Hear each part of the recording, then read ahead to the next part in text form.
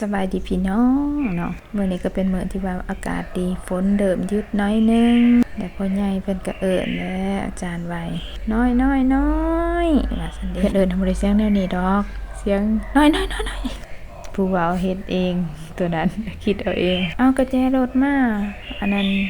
ถอยรถน่ะย้ายไม่แน่เพิ่นว่าจัดการเนาะเอารถขึ้นไปแล้วเอากระแจลงไปตามนายสั่งได้พี่น้องเอ้ยขึ้นรถแล้วก็เอาแวนลงเอาอากาศเข้าน้อยนึงติดจากรถเอาแวนลงนะบัดนี้เอาแวนลงแล้วเริ่มสตาร์ทรถได้เลยหน่อยเอ้ยสตาร์ทแล้วก็อุ่นจากเครื่องไว้น้อยนึงเนาะเป็นเรื่องปกติบ่ได้ติดได้มื้อใดบ่ได้สตาร์ทได้มื้อใดก็ได้ตั้งกล่องปาไว้แล้วเพราะว่าตั้ง2ใหม่ทุกคนอยากเฮ็ด2ซื้อหน่อยคำใบสร้างไปด้วยกันว่าซั่นเด้หลังจากติดจากสตาร์ทรถไว้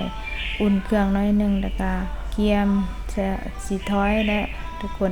ตอนนี้กำลังเบิ่งจังหวะอยู่น้อยนึงเบิ่งจังหวะกาได้แล้วเกียมถอยจัดไปหน่อยให้มันได้ตามที่แนวไรก็เฮ็ดไว้ล่ะถอยไปโลดนี่ทางนั้นก็ห้องมาใส่ว่าคือถอยแห้งแท้คนขับพี่น้องพี่น้องผู้นั่งอยู่ในบ่ได้ขับดอกคนขับพี่น้องผู้ใดเป็นคือกันนี่ผู้ขับมันบ่ได้เฮ็ดตามใจดอกมีแต่ผู้สร้างอยู่ทางนอกผู้ดาวก็ว่าโพดว่าโพมักโมมักแตงอีนี้ได้อาจารย์ใบนี่ก็ได้สุดท้ายก็เกิดเหตุการณ์บ่คาดคิดเกิดขึ้นจนคากล่องฮักทางนี้พี่น้องคลิปก็ได้หยุดซ้ำนี้ฝากไว้ในเด้อหน่อยคำใบสั่งไปด้วยกันทุกคน